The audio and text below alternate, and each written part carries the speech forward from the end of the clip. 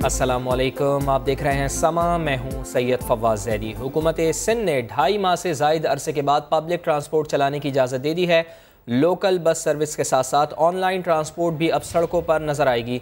SOPs की खिलाफ वर्जी पर गाड़ियां बंद कर दी जाएंगी। संजय साधवानी ने रिपोर्ट तैयार की है, आइए आपको दिखाते हैं। चमकती दमकती आलमी शोहरत याफ्ता W11 हो या कराची की खटारा बस, अब सबके पहिए चलेंगे। 2.5 महीने से बेरोजगार बैठे ट्रांसपोर्टर्स घुटने टेकने पर मजबूर हो गए। सीट बाय सीट गाड़ियां न चलाने पर रजामंदी के बाद वजीर ट्रांसपोर्ट सिंध उवैस कादिर शाह ने अंदरूने शहर बस सर्विस बहाल करने की इजाजत दे दी। इंशाअल्लाह कल सुबह से कराची में ट्रांसपोर्ट, इंट्रा सिटी ट्रांसपोर्ट, जो कराची शहर की ट्रांसपोर्ट है, उसका ऐलान करते हैं कि वो कल से इंशाअल्लाह कराची में स्टार्ट हो जाएगी, बशमूल ऑनलाइन सर्विसेज के।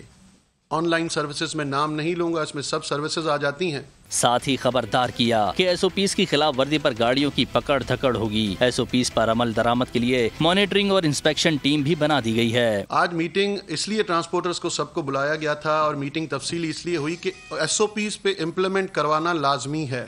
हुकूमत सिंध ने ऑनलाइन ट्रांसपोर्ट को भी मशरूत इजाजत देते हुए पाबंद किया है कि AC चलेगा तो एक मुसाफिर को फासले से बिठाना होगा, बसूरत दीगर सीट बाय सीट इजाजत होगी। इसी तरह ऑनलाइन टैक्सी में 2 से ज्यादा अफराद नहीं बैठेंगे, सिर्फ इमरजेंसी में तीसरा मुसाफिर बिठाने की इजाजत होगी। संजय साधवानी, समा, कराची। तो संजय साधवानी की रिपोर्ट आपने देखी। इसी मामले पर बात कर लेते हैं। समा के नुमाइंदे संजय साधवानी ही हमारे साथ मौजूद हैं। संजय, बड़ी अच्छी खबर है आवाम के लिए कि कल से पब्लिक ट्रांसपोर्ट खुलने जा रही है। थोड़ी सी कन्फ्यूजन है, ज़रा दूर कीजिएगा। ये बताइएगा कि क्या ये फैसला सिर्फ कराची के लिए है या सिंध भर के लिए है? देखें फवाद, ये फैसला डिस्ट्रिक्ट वाइज है। इंट्रा सिटी ट्रांसपोर्ट को खोला गया है जो सिर्फ जिले के अंदर, इजला के अंदर या मेट्रोपॉलिटन के अंदर चल सकती है। जैसे कराची शहर के अंदर जो बसें हैं वो कराची शहर में इंट्रा सिटी के तौर पर चल सकती हैं। कोई मलिर का शहरी सदर आ सकता है, कोरंगी आ जा सकता है। जो कराची के बासी अगर किसी को हैदराबाद जाना है तो बस के जरिए नहीं जा सकता। बस में सफर की डिस्ट्रिक्ट से बाहर इजाजत नहीं है, क्योंकि कराची मेट्रोपॉलिटन सिटी है तो कराची के तमाम इजला में जो लोकल बसें हैं वो चल सकती हैं। जो ऑनलाइन ट्रांसपोर्ट है उसमें ड्राइवर के हवाले एक शख्स के बैठने की इजाजत होगी। इमरजेंसी में तीसरा शख्स, जो क्योंकि एक ड्राइवर और एक शख्स हो गए, 2 वो हो गए। इमरजेंसी में तीसरा शख्स बिठाने की इजाजत दी गई है। जो ऑनलाइन बाइक सर्विस है उसके हवाले से ताहाल कोई फैसला नहीं हुआ। ऑनलाइन बाइक सर्विस के हवाले से दोबारा गौर होगा कि क्योंकि डबल सवारी पर पाबंदी है तो ऑनलाइन बाइक सर्विस में समाजी दूरी रखने का भी एक मसला सामने आता है, तो वो फैसला ताहाल सिंध हुकूमत नहीं कर सकती है। जो इंटर सिटी ट्रांसपोर्ट है या इंटर प्रोविंशियल ट्रांसपोर्ट है, क्योंकि कराची जहाँ पर पूरे पाकिस्तान से लोग आते हैं, दीगर सूबों से ट्रांसपोर्ट यहाँ पर आती है तो उसको इजाजत नहीं दी गई है। जो दीगर शहरों से बिलफर्ज हैदराबाद की मिसाल ले लें, मीरपुर खास, सक्खर, घोटकी से अगर कोई बस कराची आना चाहती है तो इसे इजाजत नहीं होगी। घोटकी से सक्खर जाने वाली बस को इजाजत नहीं होगी। अब जैसे सक्खर की हम बात करें या थरपारकर की बात करें तो थरपारकर में 6 ताल की हैं, तो वहां पर तालों का सतह पर ये ट्रांसपोर्ट चल सकती है। जैसे मिट्टी से लोग इस्लामपुर जा सकते हैं, इस्लामपुर से मिट्टी आ जा सकते हैं, नंगर जा सकते हैं, मगर थर के लोग मीरपुर खास डिस्ट्रिक्ट में या बदीन डिस्ट्रिक्ट में बस के जरिए दाखिल नहीं हो सकते। अच्छा, ये तो आपने बड़ी तफसील से कन्फ्यूजन दूर कर दी कि हमारी जो शहर की बसें हैं वो सिर्फ शहर के अंदर चलेंगी, यानी कि अगर किसी को कराची से हैदराबाद जाना है तो बस के ज़रिए नहीं जा सकता और हैदराबाद से अगर कराची आना है तो बस के ज़रिए नहीं आ सकता। ये भी बताइएगा संजय कि किन SOPs के तहत पब्लिक ट्रांसपोर्ट को सड़कों पर आने की इजाज़त दी गई है? SOPs क्या होंगे? देखें फवाद, SOPs इंतहाई सख्त जो हैं वो रखी गई हैं। मास्क पहनना लाजमी करार दिया गया है। जो बसें हैं उनमें 50% मुसाफिर उठाना होंगे। अच्छा। बस के अंदर रश नहीं करनी होगी। जो ड्राइवर्स हैं जो उनको ग्लोव्स वगैरह पहनने होंगे, हैंड सैनिटाइजर, बस ट्रांसपोर्टर की को यकीनदानी करानी होगी कि बस में हैंड सैनिटाइजर मौजूद है ताकि जो अमला है वो कर सके। जहाँ पर मुसाफिर खड़े होते हैं वहाँ पर उनको स्प्रे करना होगा, जरासीम का स्प्रे हर रोज करके महकमा ट्रांसपोर्ट को रिपोर्ट देना होगी, जिसके तहत ही इन बसों को चलाया जा सकेगा। तो इंतहाई सख्त SOPs रखी गई है ताकि तो ये वायरस मजीद तेजी से ना चलें। SOPs तो आपने बता दिए, और अगर इनकी खिलाफ वर्जी की गई तो फिर क्या कार्रवाई होगी संजय? देखें, अगर एसओपी की खिलाफवर्जी की गई तो सिंध इकोनॉमिक एक्ट है, सिंध वबाई अमराज एक्ट 2014 और तरमीम उसमें की गई है 2020 में। उसके तहत इनके खिलाफ कार्रवाई होगी। 2 से 10 लाख रुपए तक का एसओपीसी की खिलाफवर्जी करने वालों पर जुर्माना आयद किया जाएगा। महकमा ट्रांसपोर्ट की जानिब से जो है वो टीमें तश्कील दी गई हैं जो ट्रांसपोर्ट का दौरा करेंगी जहाँ जहाँ पर ये बसें चल रही हैं। अगर शिकायत होगी, एसओपी की खिलाफवर्जी होते हुए देखा गया तो इन ट्रांसपोर्ट को सील किया जाएगा और जब तक जो उन्हें जुर्माना आयद किया जाएगा वो जुर्माना अदा नहीं करेंगे तब तक इन्हें बहाल नहीं किया जाएगा। जी, बहुत शुक्रिया आपका संजय साधवानी, आपने बड़ी तफसील से हमें आगाह किया। कराची में सिंध हुकूमत ने पब्लिक ट्रांसपोर्ट चलाने की इजाज़त क्या दी? बसों ने सड़कों पर दौड़ना शुरू कर दिया। बस सर्विस बहाल होने पर मुसाफिर, कंडक्टर और ड्राइवर्स भी खुश हैं। मज़ीद जान लेते हैं खुर्शीद आलम से जो एक मिनी बस में सफ़र कर रहे हैं। खुर्शीद आलम, आप किस रूट पर सफ़र कर रहे हैं और क्या कहना है मुसाफिरों, ड्राइवर्स और कंडक्टर्स का? और सबसे अहम सवाल, क्या एसओपी पर अमल हो रहा है? बिल्कुल था, जिसका इंतजार वो शाहकार आ गया। इस मुहावरे के मिज़दाक 2.5 महीने के बाद कराची की सड़कों पर बसें, मिनी बसें और कोचेज ने दौड़ना शुरू कर दिया है। एसओपी तय पा चुके हैं और उसके लिहाज से आपको कैमरामैन शाहिद दिखाएंगे कि एक एक मुसाफिर बैठे हुए हैं और ये वो मिनी बस है 16 नंबर जो पोर्ट कासिम से सदर तक आती है। मैं इस वक्त शारा फैसल पर नर्सरी के मकाम पर मौजूद हूँ। मुसाफिर सवार हो रहे हैं और उस एसओपीज के मुताबिक उनको कंडक्टर जो है बिठा रहे हैं। ड्राइवरों ने, कंडक्टरों ने इस बात पर खुशी का इजहार किया है कि अब उनका रोजगार नहीं छिनेगा। मुसाफिरों ने भी इस बात पर खुशी का इजहार किया है कि वो पहले रिक्शों में जो भारी किराया अदा करने पर मजबूर थे, अब कम से कम उनको सफर की आसान सहूलत दोबारा मिल गई है। दीगर मुसाफिरों ने भी हुकूमत का शुक्रिया अदा किया है। अब देखना यह है कि जो एसओपी तय पाए हैं उस पर खुद ट्रांसपोर्टर हजरात भी अब कितना अमल कर पाते हैं और खुद मुसाफिर भी उस एसओपी का कितना ख्याल रखते हैं। जी, ऐसे में तर्जुमान सिंध हुकूमत मुर्तज़ा वहाब का कहना है कि लॉकडाउन में नरमी के बाद से ख़वातीन में कोरोना वायरस की शरह में तेज़ी से इजाफा हुआ है। 10 साल से कम उम्र बच्चों में भी वायरस से मुतासिर होने की शरह खतरनाक है। 1148 बच्चे हैं 10 साल से कम उम्र जिनका कोरोना वायरस का टेस्ट पॉजिटिव आया है। पहले तनासुब खवातीन का अगर 100 पेशेंट पॉजिटिव होते थे सिंध में तो उनमें 23 खवातीन होती थी, 77 मर्द होते थे। अब वो तनासुब बढ़ के 28.5% तक पहुंच गया है और ये पिछले हफ्ते 10 दिन में बढ़ा है। अमरीकी करेंसी एक बार फिर हवाओं में उड़ने लगी है। इंटरबैंक में डॉलर 1 रुपया 42 पैसे महंगा होकर 165 रुपये से तजावुज़ कर गया है। कोरोना के बाइस तरसीलात ज़र और बरामदात में कमी आना शुरू हो गई है। अशरफ खान की रिपोर्ट।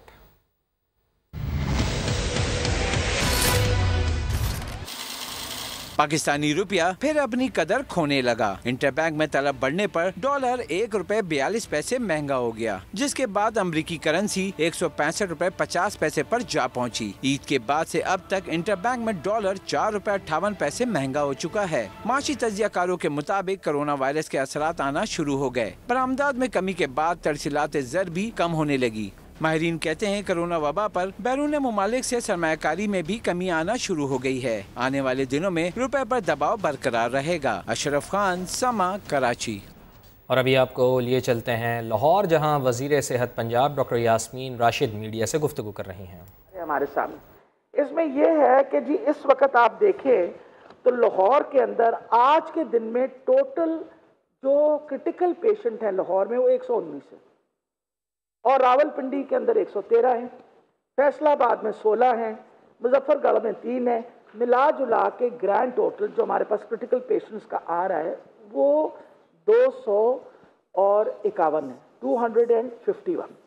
ये वो पेशेंट्स हैं जिनको हम क्रिटिकल कहते हैं, जिनको या तो आईसीयू की ज़रूरत है या वेंटिलेटर्स की ज़रूरत है। और ये मैं आपको बता दूं कि सिर्फ ये नहीं है, हमने आपको सारा डेली लाहौर का, खास करके लाहौर के ऊपर आजकल बहुत शोर मचा हुआ है कि शायद लाहौर में कोई हम फिगर्स छुपा रहे हैं, तो हम बार बार आपको लाहौर की फिगर्स भी दिखा रहे हैं। अच्छा, कंट्रोल रूम आपको पता है कि हमारा इस्टेब्लिश हुआ हुआ है। मैं ज़रूर चाहूँगी कि यहाँ से फारिग होकर आप हमारा कंट्रोल रूम पे एक दफ़ा नज़र ज़रूर मार दीजिए। You will have an idea. एक कंट्रोल रूम है जो पूरे पंजाब का कंट्रोल रूम है और एक कंट्रोल रूम है जो आपको कल असद साहब अपने उधर कंट्रोल रूम में जो लाहौर का कंट्रोल रूम डेवलप हुआ है। कि हम किस तरीके से कोशिश कर रहे हैं कि ज़्यादा से ज़्यादा आपको हर वक्त इंफॉर्मेशन दी जाए और बताया जाए। अब आ गया जी जो बहुत इस वक्त कंट्रोवर्शियल खबर बनी हुई है, वो कंट्रोवर्शियल खबर ये बनी हुई है कि एक समरी, हाँ 30%। अच्छा, ये भी मैं आपको बता दूं, ये आप सबके पास ये पेपर भी है, आप सबको भी देते हैं। इसमें अगर आप बेड ऑक्यूपेंसी देखिए ना लाहौर में, तो इस वक्त टोटल बेड ऑक्यूपेंसी 539 है, जो कि compare to what we had 9 days ago which was 817 कम होकर 539 हो गई है, क्योंकि अब हम सिर्फ अस्पताल के अंदर वो मरीज रख रहे हैं जो सिम्टम्स वाले हैं या खुदा ना खास्ता क्रिटिकल हों। ये सारी आपको फिगर्स दी। अच्छा जी, एक समरी निकली जिसके बारे में ब्रेकिंग न्यूज़ आ रही थी हर तरफ। ये इसके बारे में थोड़ी सी मैं डिटेल बताऊं कि ये क्या थी। एक स्वाब सैम्पलिंग के लिए हमें कहा गया था बाय दी कैबिनेट कमेटी कि हमने क्योंकि कोरोना वायरस को कम्बैट करना है, तो हम कोई वर्किंग ग्रुप बना के एक बाकायदा सैम्पलिंग करके एक आइडिया दें कि इस वक्त कितने लोगों की तादाद हो सकती है जो इन्फेक्ट हो गए। और इसके अंदर इंटरनेशनल एक्सपर्ट्स, हमने आपको पहले ही बताया था, इसके अंदर येल यूनिवर्सिटी से, उसके बाद सेंटर फॉर इकोनॉमिक रिसर्च इन पाकिस्तान, वो इसके मेंबर थे, महबूबुल हक रिसर्च सेंटर लम्स इसके अंदर शामिल है, आसिम ख्वाजा साहब faculty director for international development Harvard university, Adnan Khan London school of economics और researchers from the university of Georgetown and Washington. ये मतलब एक इंटरनेशनल एक्सपर्ट्स का एक ग्रुप बनाया गया और उनको कहा कि ये हमने नोटिफाई इनको किया 28 अप्रैल को, और उनसे कहा कि आप हमें एक सैम्पलिंग करके कुछ फ्यूचर की प्रोजेक्शन बताएं कि how do you think the disease is going to behave. उन्होंने टोटल टेस्ट जो परफॉर्म किए ना पूरे पंजाब में, वो 35,000। हमने इसमें से एक बड़ा ग्रुप जो था, क्योंकि पंजाब में लाहौर सबसे बड़ा मसला था, वो थे 21,000 जो थे ना, वो सैंपल्स किए गए लाहौर के अंदर 21,732। और सैम्पलिंग का अपना उनका एक बाकायदा तरीका था जो ये सारे एक्सपर्ट्स ने हमें बताया। क्योंकि हमने पूल टेस्टिंग की, हमने कुछ पैसे बचाए, इसके ऊपर तकरीबन खर्चा हमारा 6 करोड़ रुपए आया। ये ज़रूरी है कि आपको पता होना चाहिए कि जब आप कोई सैंपल रिसर्च करते हैं तो उस पर खर्चा भी आता है। इसका तकरीबन 6 करोड़ रुपए खर्चा आया।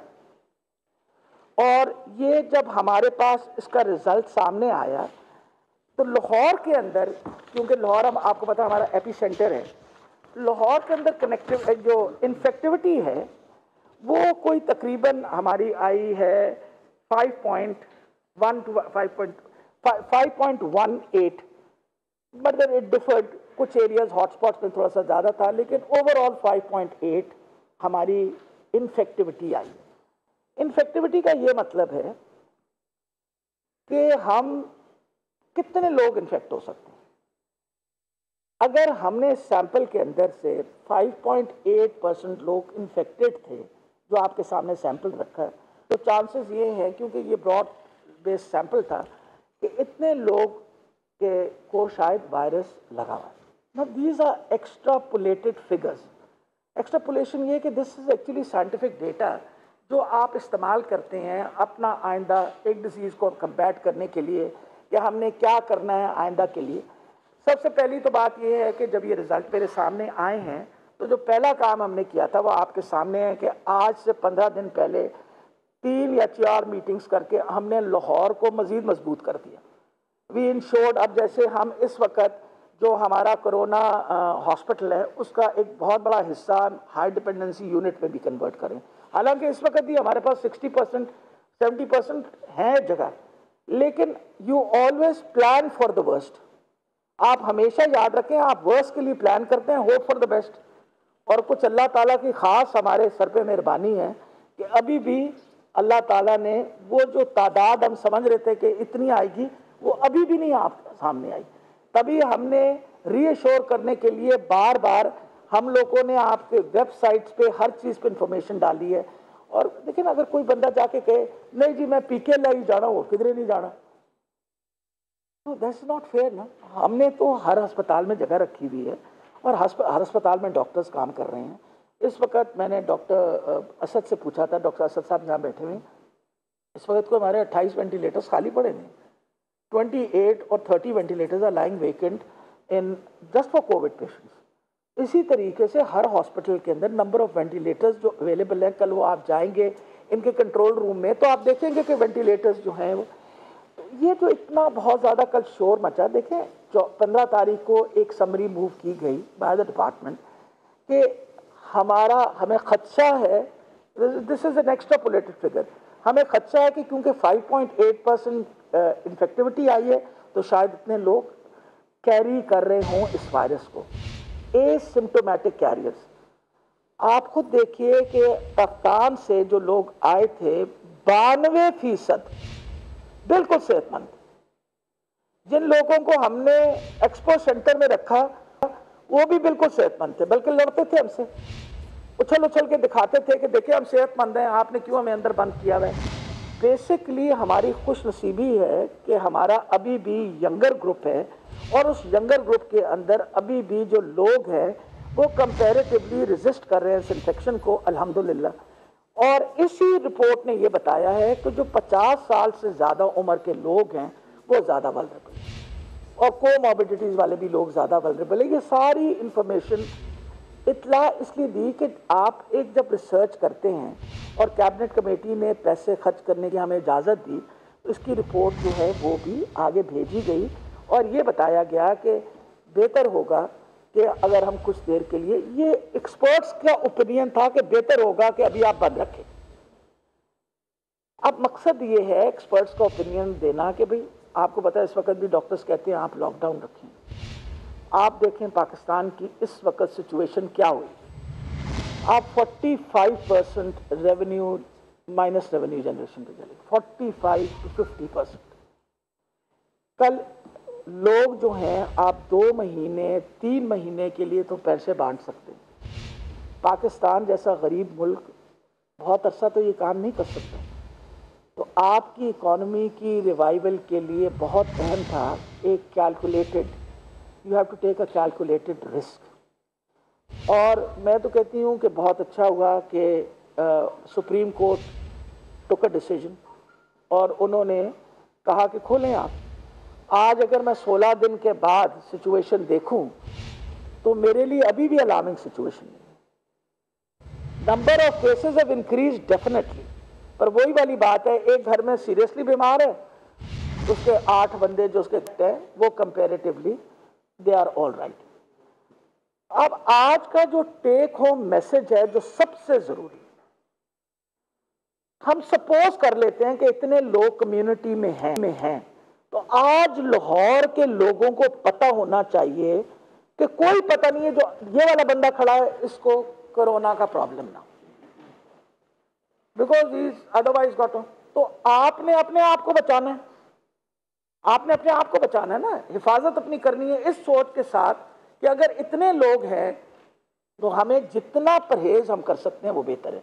और परहेज के लिए जो आज आप सबने किया है कि मास्क पहना हुआ है, इट्स एक्सट्रीमली इंपॉर्टेंट। लेकिन इंपॉर्टेंट है कि जिस तरीके से मैंने मास्क पहना इस तरह पहने, नाक के ऊपर और मुंह के ऊपर, ये पहन के रखा करें। Keep it on your nose and this has to be actually like this, it has to be placed like this. इसके ऊपर वो आपको पता है सख्त, ताकि आपका मास्क आपके मुंह को बिल्कुल इनक्लोज करके रखे। वजह ये होती है कि बेटा ये एक सदका जारिया होता है कि अगर खुदा ना खास्ता मुझे कोई तकलीफ है तो किसी और को ना पहुंचे, मैं खांसूं छींकूं बात करूं तो जो मेरी ड्रॉपलेट्स हैं वो इधर ही रुक जाएंगी और दूसरा बंदा जो बात करेगा उसके उधर।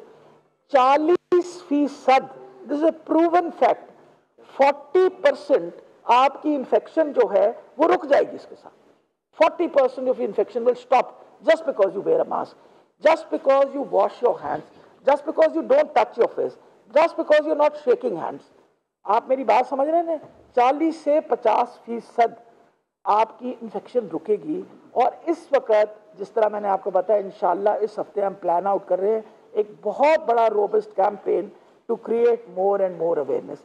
मैं ये कई दफ़ा कहती हूँ, फिर तुमने उतारा, अब पहन के रखना है, ठीक है जी। नहीं, मैं वजह बताऊं बेटा। इम्पॉर्टेंट है कि ये एक प्रैक्टिस करना पड़ता है इसके ऊपर।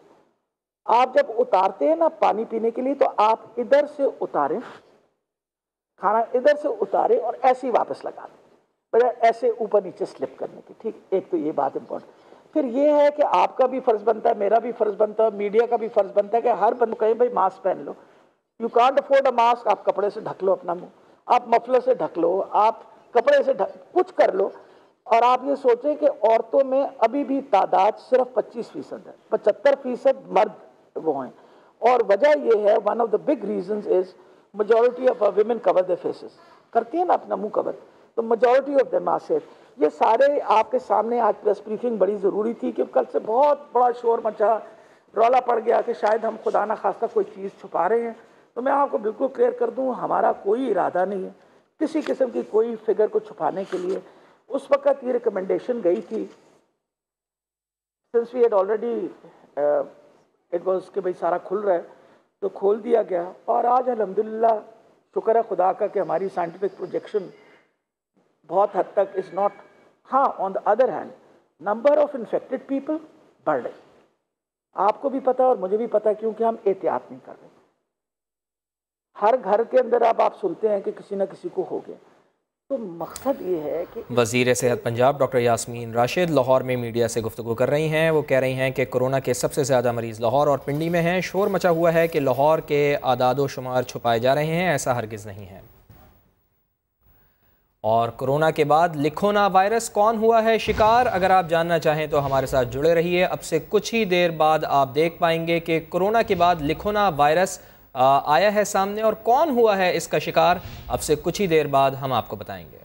Waste Indian cricketer Chris Gayle का कहना है कि सियाफाम अफराद की ज़िंदगी की भी अहमियत है, उन्हें बेवकूफ़ समझना छोड़ दें। बॉक्सर मेवेदर ने अमरीका में सियाफाम शख्स की आखिरी रसूमात के तमाम अखराजात उठाने का ऐलान किया है।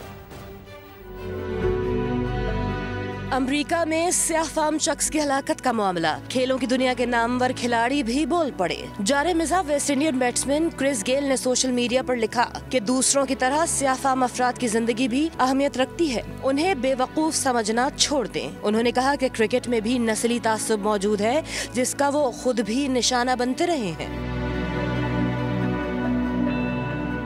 डेरन सेमी ने आईसीसी और दीगर बोर्ड हुकाम से मामले पर आवाज उठाने का मुतालबा कर दिया।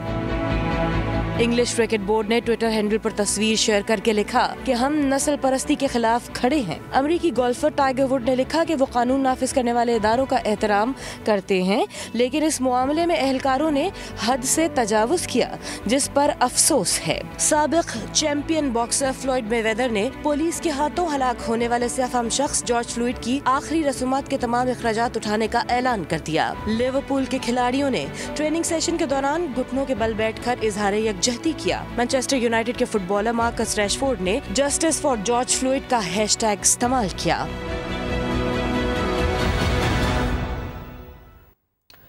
नून लीग के सदर मियां शहबाज शरीफ आमदन से जायद असासों और मनी लॉन्ड्रिंग के इल्ज़ामात पर नैब में पेश नहीं हुए। लाहौर हाई कोर्ट में उनकी जमानत कबल अज़ गिरफ्तारी की दरख्वास्त पर समाअत बुध को हो रही है। शाहिद हुसैन की रिपोर्ट।